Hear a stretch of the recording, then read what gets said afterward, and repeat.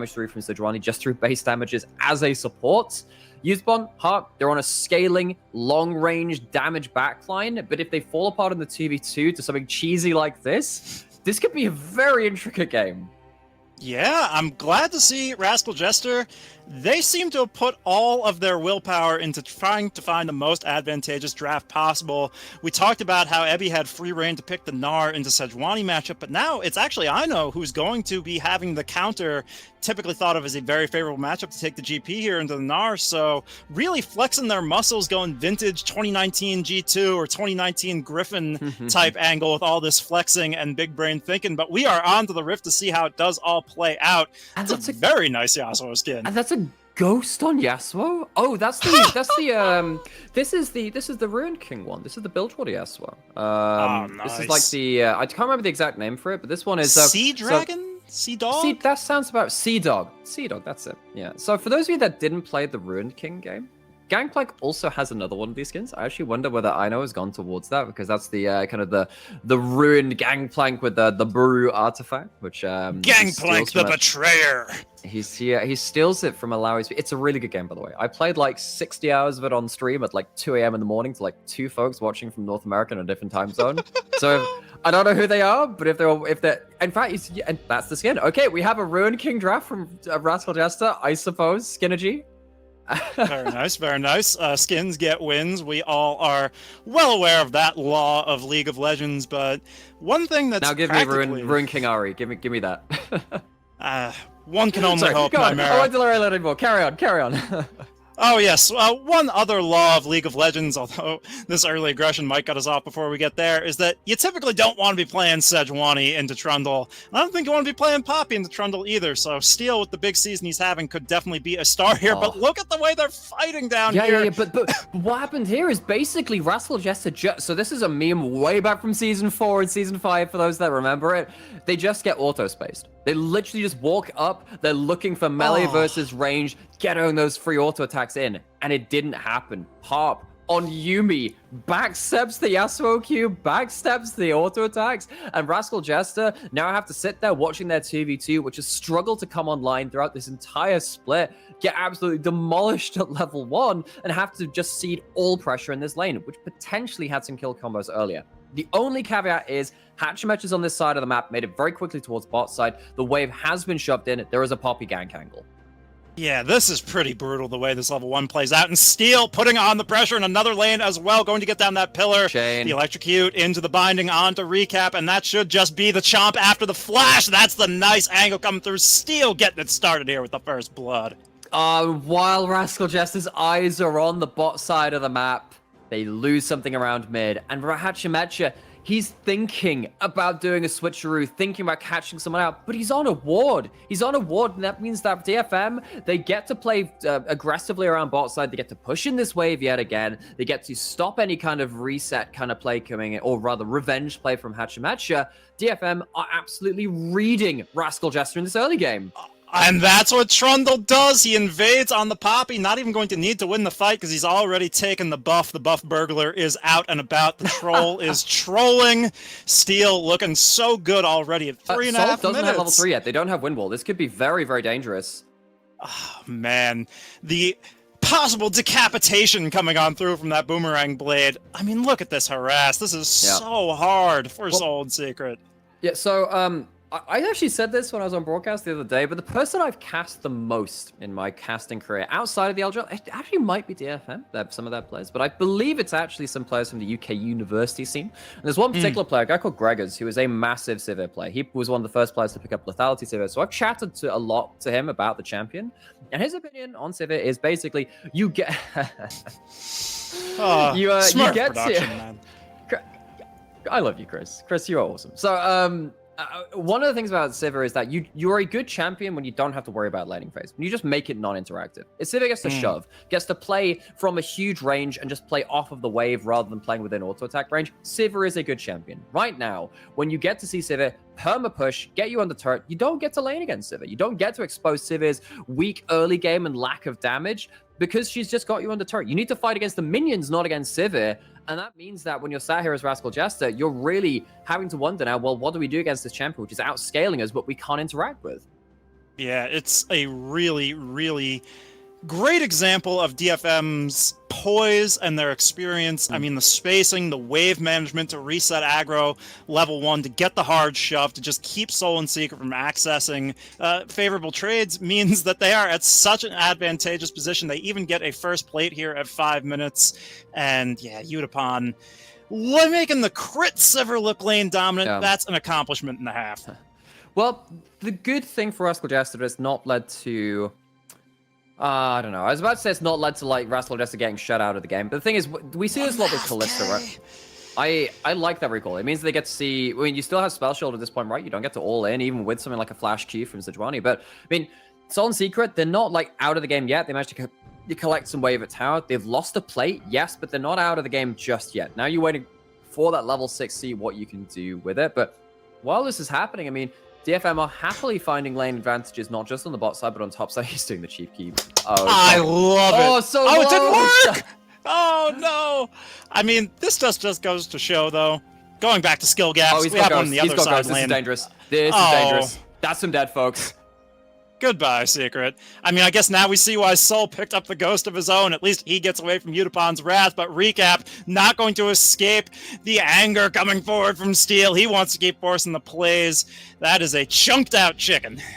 Chunked out chicken, no ultimate, no ability to have that up for a skirmish which might erupt around the map. Especially when you've got early game champions on the side of DFM in mid and jungle who want to be doing so. So DFM really calling the shots in this early game. Hatchamecha, nowhere to be seen so far. This Poppy normally has early options, but in this game has been held completely at bay because Rascal Jester, you can see what's happening in this 2v2. They think, okay, all right, maybe we can catch out this Yuumi. But if you overcommit into a Ghost AD carry, you are going to get run down. Siv's passive as well, remember, gives movement speed towards enemy champions when you're in combat with them, and Utapon just uses that to the fullest extent, and Rascal Jester, they just miscalculate, like sadly they've done quite a lot this split in summer. Yeah, it's been a epic downfall for Rascal Jester. They have stumbled and tumbled on down the cliff. They were our juggernaut matchup into DFM in Split 1, but now hovering around that 4th place mark and really dropping a lot of games as of late as well. We thought that the 5-head drafting might steal them some possible advantages in this game, but it's, you know, appropriately enough, been Steel actually running things here, even going to pick up this first rake now as well. Well, I mean, this is something which Lexi brought up on the desk, and I think this is becoming very, very relevant now. Steel is having an awesome year of League of Legends. Yaharon going forwards, that's a lot of damage, not going to be the kill trade, but this is the problem with LeBlanc into his ear. You take continually bad trades, the wave's in a bad spot, you're low HP, you can't fix your wave, and now you're looking at mid lane dominance being started up by DFM and continued. But a lot of this has been through, again, going back to that point before that trade happened, it's on Steel, who's having the absolute year of his career in this 2022 season. And Hatchametra on the other side, we've come to expect a lot from this player, but hasn't been able to really say much about it. Yeah, as Soul and Secret, again, going to take the worst end of a trade there. Just can't stick on this Sivir Yuumi, the spell shields, the zoomies. It's all an AD carry main could ever want. This is like karmic revenge for all of us that have ever been gapped by a Yasuo down in the bot lane. This is catharsis. We love to see it. And finally, Hotch seems to be in the right place at the right time to counter-gank, repel this Steel movement forward, but Ebby's still looking aggressively under turret, finds the Gnar into the Wop. The Cannon Barrage means absolutely nothing. That's just another one stolen under turret. What a performance so far. And Rascal Jester, they just don't have the answers. DFM making aggressive, dynamic plays across the map at this point. And one of the things which I've come to really love about this DFM roster is how versatile they are. They can make plays anywhere on the map around any of their excellent members. And this is a DFM which is coming off of that loss to Sengoku of all things. Level 6 hit in the bot side. Can it lead to a kill though? Yeah, finally they do find that last breath, but will it be enough? That's Utapon continuing to kite it out as Harp at least will get out, even if Utapon can't. The sidestep through the Q will not mean enough as Soul does just auto-attack him. Can they find the dive onto the cat, however? No, they don't have the cooldowns! Harp answers back 1 for 1! Are you kidding me?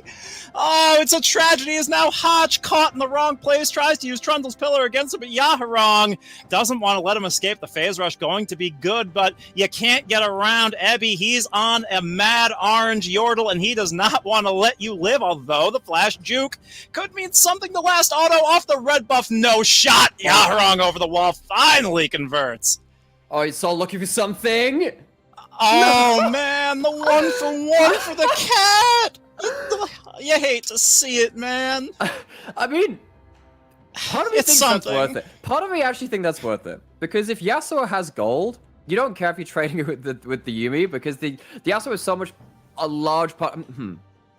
I'm not even gonna. You know what? It's a mess. I'm not even gonna start like rationalizing that. It's happened. Gold has been traded. It's a free recall. Sure, Yasuo gets back to base, but at least at this point, Sol and Secret, they show why this kind of unorthodox draft in terms of this 2v2 can really start walking up. And Utapon, he doesn't spell shield the knockup. Maybe decides that he can kind of play around it, but then that leads into a huge CC combo and a lot of damage coming down for free. And Harp and Utapon, they misjudged the 2v2 in kind of way that Sol and Secret did beforehand. And so while we kind of criticized Sol and Secret for that play beforehand, let's go praise them a little bit there for finding the correct calculation after this point and picking apart Utapon and Harp, who have been so strong in the split.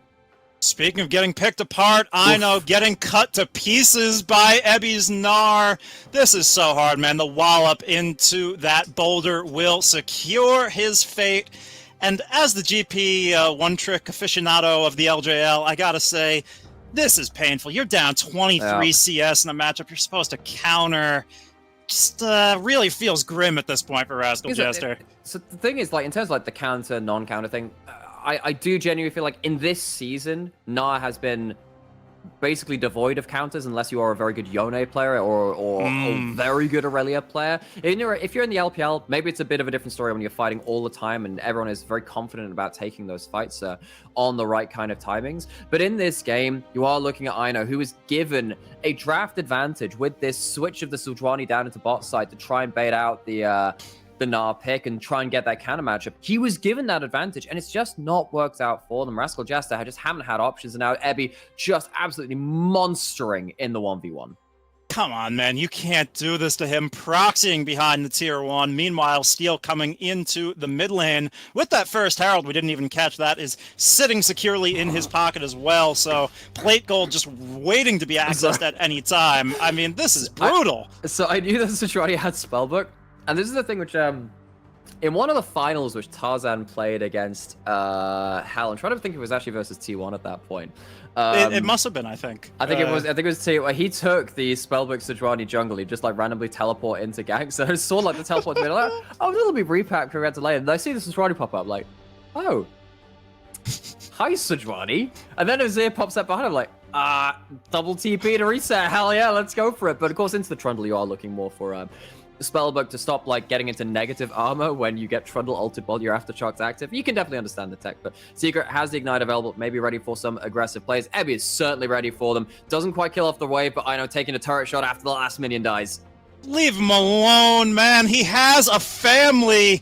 I know, trying his diddly dang best there. I mean, he's popping the barrels, he's getting the trial by fires, he even brings down the Can Barrage, but it's not enough to stop the prehistoric Yordle. Yeah. Running all the way through time to get that kill. Herald gonna crash. DFM, they are up 5k at 13 minutes. And, you know, coming into MSI, one of the things which I was... So a lot of people around broadcasts around the same were kind of saying that DFM were a very good early game team and that's something that we need to watch out for them. Of course, I'm just trying to see if this is going to evolve into anything more. Are they going to pull the Sejuani ultimate? They do, but it misses.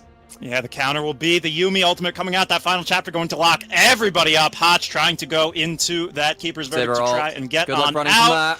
Yeah, that's the chomp through the cone. A Steel special, making the Trundle really bite this game.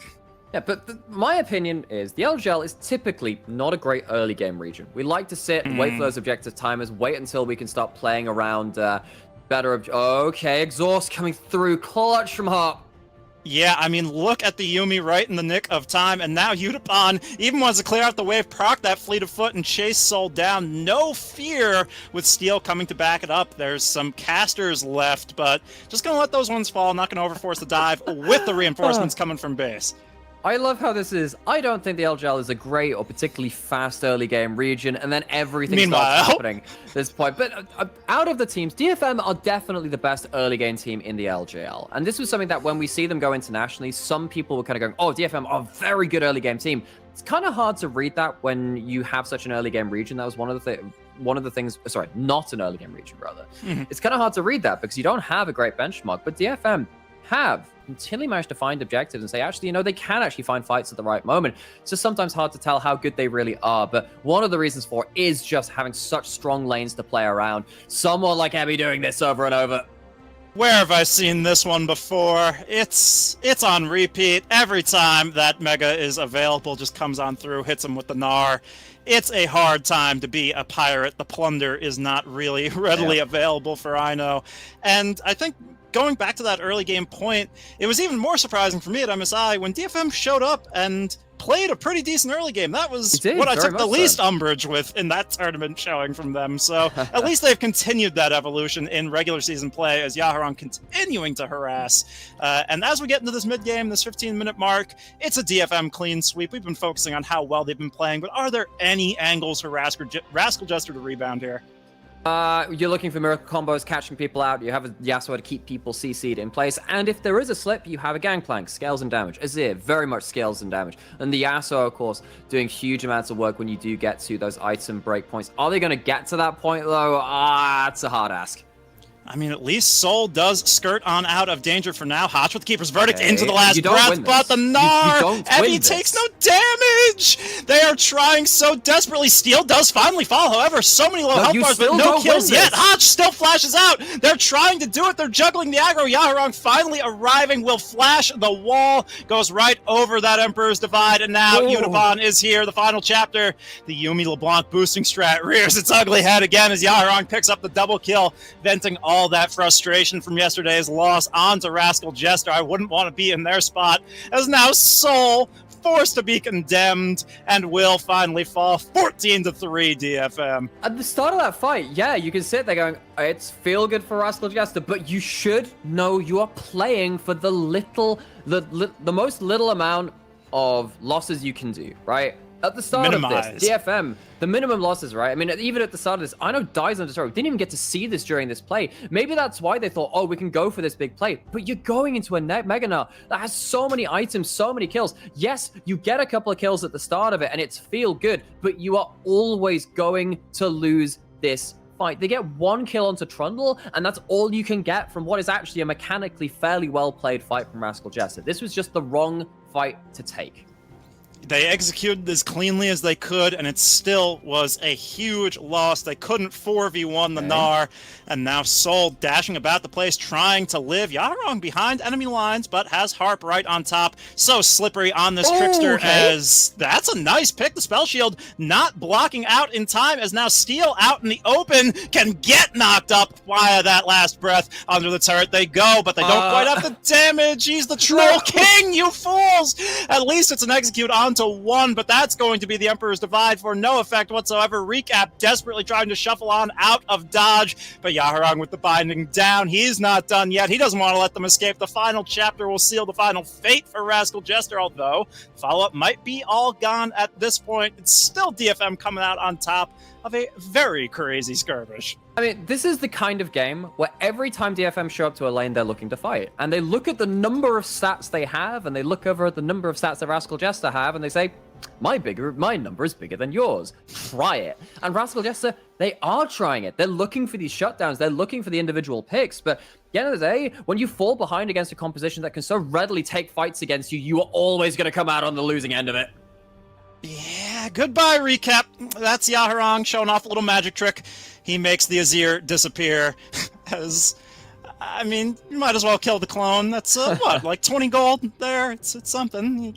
Comeback starts somewhere. Yeah, feel good. But you're now at a point now where Yaharong can go back and get a Magi's. He can go do that at this point. He can do some book gaming. He has a 10 stack on the Dark Seal. And I think that's the correct play. I think DFM are starting to get to the point where they have snowballed absolutely beyond the horizon. You were asking a little while ago, you know, what can Rascal Jester do to try and get themselves back into this game? They should be looking for picks. They are looking for picks, but DFM are so much more prepared for it. Yeah, and they have so much lucidity to get across the map. They have so much mobility and poise. They win the split-up fights. They win the 5v5s. They turn picks into number advantage situations because Ebby just lives forever until the backup arrives. And now it's RJ. Okay, you're first to this Drake, but you're pinched in, and I don't think that's where you want to be. Steel healing up with that subjugate. Is going to be forced back for now, though. The poke doing some work from RJ, but it does feel like they're going to be boxed in. It's a nice Poppy ult, however, to try and get the numbers advantage. The last breath into the cannon barrage will find so much damage, but Utapon does not care. This Sivir, so aggressive. When have you seen an 80 carry move forward like this as he's forcing all of the members of Rascal Jester to turn tail and run? Hotch, where can you go? What can you do except fall to the boomerang blade of Utapon? And the rest of the team, they don't even care for the Sejuani. They're going up with their wave. They're pushing it in. DFM, in such a frustrating, calamitous loss to Sengoku in the most obscure of scenarios, have come back with a vengeance, with righteous anger, and poor Rascal Jester. They have to sit here, look down the barrel of this loaded Detonation FocusMe gun, and just watch this game get torn away from them. Yeah, and I think it speaks very well to a third possibility we didn't foresee, right? Because on the pregame we were saying, is DFM going to bounce back and not let their mental be affected, or are they going to have a bit of a hangover from their tilt? And they actually picked the third option. They said, we're going to stay tilted, and we're going to let it fuel us, but we do have a replay here coming through this Drake fight. I have been really impressed by DFM this game. Now, I do think that parts of Rascal Jester have made it easier for DFM to do what they wanted to do. I think particularly when they've been choosing to fight all of these fights against this large advantage, and kind of just taking whatever fight is there. I think that's probably been the wrong decision. I don't think they've been quite clinical enough about what they were choosing to do. But DFM have been so ready to fight. This is kind of, when we go back to MSI in those 2 games versus Saigon Buffalo, the VCS, this is kind of what we saw from them then, where DFM showed that actually they are willing to take fights when they're presented. They're just saying, look, maybe it's not the right play to make, but we're making it because it's shown to us. Just take the fights which are given to you. DFM are continuing to do that. Come back to live, another fight, another Rascal Jester retreat. Yeah, that is going to be the final chapter, and the subjugate burn, so that is Steel and Harp without their ultimates now, and Soul does live, but you can't help but feel that it doesn't really matter because it's still full priority around the Baron. It's still Rascal Jester pinned into a tough position, and Epi still has the ultimate, baby. He's still finding the plays. He's killing up Secret in no time whatsoever. Now the exhaust, once again, the bane of Rascal Jester's existence is, I know, easy pickings. The ricochet all the way down, going to pick that one up. You can't escape Utapon this game, man. You can't, because this is the problem. When you're on the retreat with, what, 4 melee champions, you are not making it out alive. You're really hoping for just the godlike Emperor's Divide to keep yourself alive. This is how the game has gone. Huge gold leads, Soul Point, Baron, DFM are showing exactly zero mercy to what have been their biggest rivals in the last couple of years of play in the LJL. Rascal Jesters have been such a solid foil to Detonation FocusMe, not necessarily beating them, definitely not taking those titles, but holding to them to account every so often. This game, you could not see any of that. Detonation FocusMe taking zero arguments. Yeah, as the replay at this point, mostly superfluous. It's what it's been all game. It's been the chase down. It's been the lack of escapes readily available there for Rascal Jester, as that ricochet we highlighted before. So clutch. Gotta love those 4 seconds of infinite bounces. It was actually the LeBlanc W, the Q, which actually ended up taking the kill. Like, actually with 2 shurikens, two boomerang blades or whatever, like the little bouncy things. Probably would have killed them anyway, but it looks cool. You know, we like style points here. That's definitely a big point in favor of the LJL, especially DFM. They play with so much style. So much Oh, Ebby going to get that Nard bar built up right in time for the final push. They've cracked their 1 inhibitor. They could choose to play through top lane now as a 5-man unit and take a second. Ebby playing goalkeeper in the opposing base, hurling out boulders, walloping Ino into the wall. He has all the tools he needs, as that GP is going to have to run right back to the fountain. And without the GP there are no barrels. Not that there was much really contest coming from Rascal Jester at this point. There's just a shooting gallery for DFM. Poor Hotch. That's what the tank is experiencing at 24 minutes into the game. You know it is a lost cause as the Cannon Barrage desperately trying to wean this wave. I mean, it's a nice keeper's verdict, but you can just bring Ebby right back into the fight with the TP. So you replenish the member you lost with that top laner coming through. The Boomerang Blade narrowly missing Ino, but Ebby's still doing a great job to zone multiple members out. In the meanwhile, that second inhibitor will finally go down. Just when you think you have this Yordle on the brink, he will hit the Mega. No taking down Ebby in this game. He has been immaculate, as have DFM largely, as that will be the final push for it. One more kill coming through. Hotch into the fountain can just sit back in futility as the Nexus will fall. DFM with a statement win, 25 minutes, 27-4. Okay, we do a little trolling, Nymera. We do a little bit, but it is not nearly enough to shut DFM out of what has been an incredible game from them. Now, caveats will have to be put in here. Many of them. DFM